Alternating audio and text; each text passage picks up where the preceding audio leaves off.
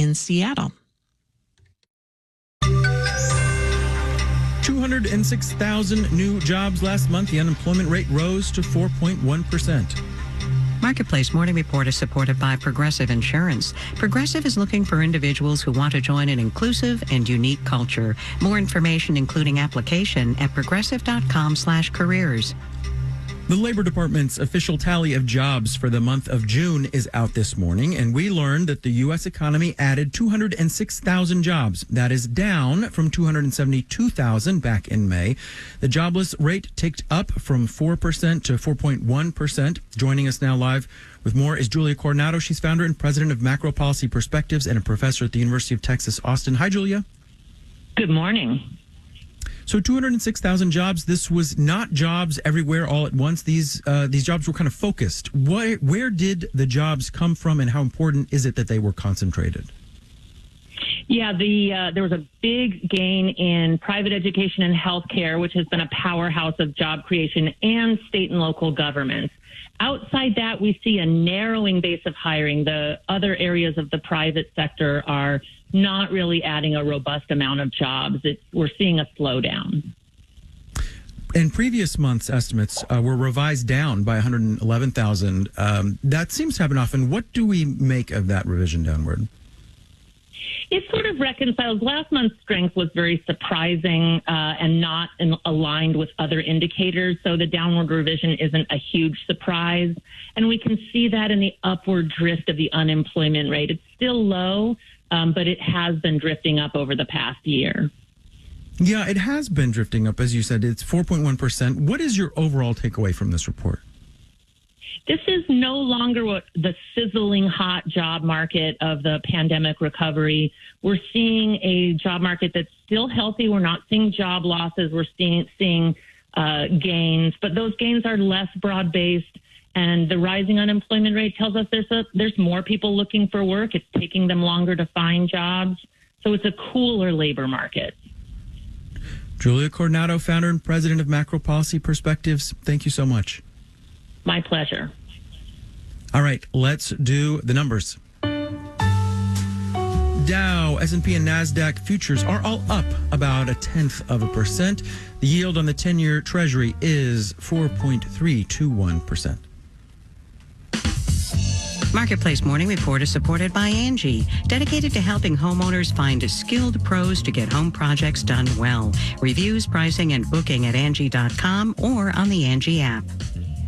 When you are taking care of a newborn, a little bit of help goes a long way. You are so focused on taking care of this new life that even just a simple meal is a huge help.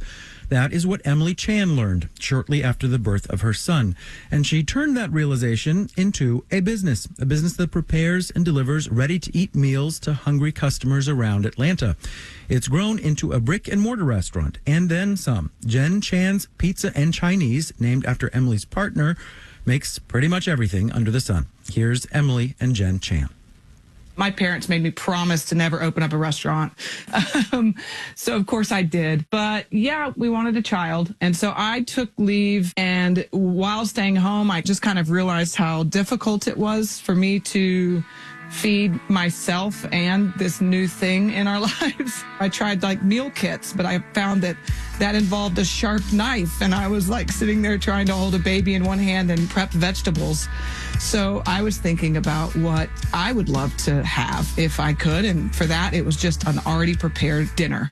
I thought she was insane. But if anybody could pull it off, it would be Emily. She's never not going to succeed. So she's the one that, takes more of the daring role, and she'll head it up and she'll make sure it happens. I'm the one on her shoulder who's saying, well, what if this happens? What if this happens? We rented a shared kitchen and we would just cook a bunch of food for an email subscriber list. And then we would strap our son Mick into the back of the Subaru and do the deliveries ourselves. The shared kitchen that we were using was very expensive. There were all these different fees that ended up accruing to being more than just paying for a brick and mortar. It made sense. Emily always wanted the location that we're in, and she got her dream. Our Mongolian beef cheesesteak, that is Jen's creation from start to finish. It's really how we were able to open up the brick and mortar, as we were just slinging cheesesteaks at any farmer's market that would have us. It was just one of those things that Jen just kept sort of chewing on and saying, I want a cheesesteak, but I want it to be my cheesesteak, you know?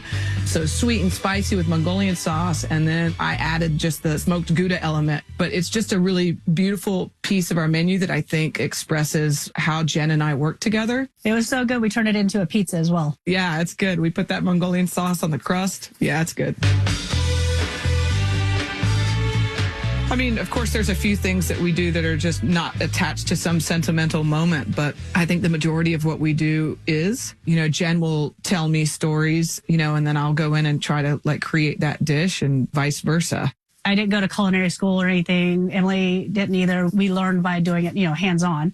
Remembering a flavor and being able to figure out how to make that flavor from 20 years ago is the most fun and exciting thing. I love sharing it with people who've never had that flavor before. Some of my family's from South America, so sancocho is one of those where I was like, I remember the flavor of it. I kind of remember the ingredients. Let me see if I can do it. And I did it, and I was very happy about it and very proud of it. Oh, your sancocho is amazing. 5, 6, 5, 6, 7, 8. We're loud and proud. We have a huge community of supporters. We have a gay card. Well, it's like credit cards. You know, you purchase it, you get a free ginger margarita, and then throughout the year, we just run specials that are only valid if you have a gay card.